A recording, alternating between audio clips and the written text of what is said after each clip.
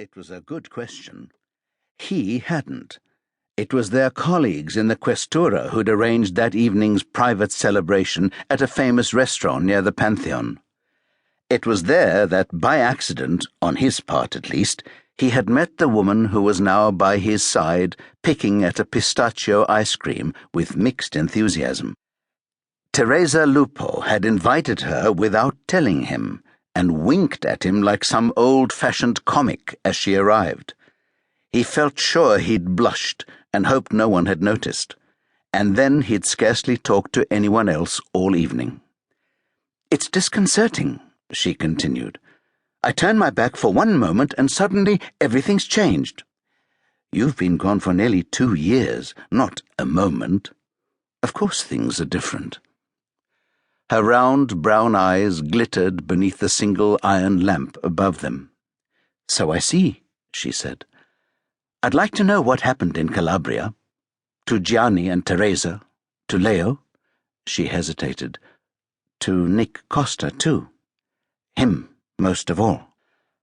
"I laid to rest some ghosts," he said without thinking, and realized he was happy to hear those words escape his own lips. Most of them, really. But that's a story for another time. She put her small hand on his arm and moved a little closer. He was unable to take his attention away from her dark, inquisitive face, which was even prettier than he remembered, bearing the signs of makeup and some personal attention which had never been there before. "I'm happy for you. Would you mind very much if—" She took his arm and wound it around her shoulders. Then her head leaned against his, and he felt her soft, curly black hair fall against his cheek. He whispered, half to himself, "I remember the first time I saw you. It was in that little outpost of the Barberini, where you kept your paintings. You were a nun. I was never a nun. I was a sister. I took simple vows, not solemn ones. How many times do I have to tell you this?" "Quite a lot, I imagine." "Is that possible?" He heard and felt her laughter. "I don't see why not. I've only been back 3 weeks. There's time. All the time in the world, really." But there isn't, Costa thought. It was winter, he recalled. Bleak midwinter, the bleakest ever. He'd seen his wife, Emily, die before his eyes. That loss and its cruel, invisible twin, the associated guilt over her murder, had almost broken his spirit. He'd wondered for a while if he would ever put that dark time behind him. It might have been impossible without this woman's unexpected intervention.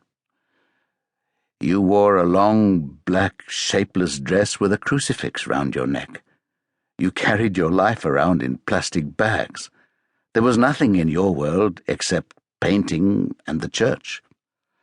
Back then, all of that was true. Emily's loss still marked him, and always would.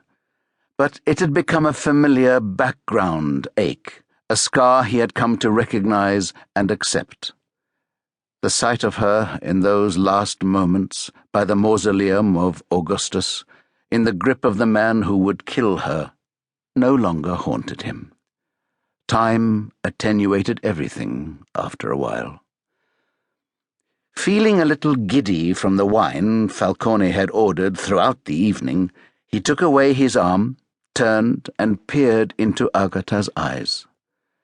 She was still the woman he'd first met, someone with the same intense curiosity, one which so often creased her high forehead, with doubts and questions that this habit of fierce concentration had, with age, left the faintest of marks there, like scars of the intellect.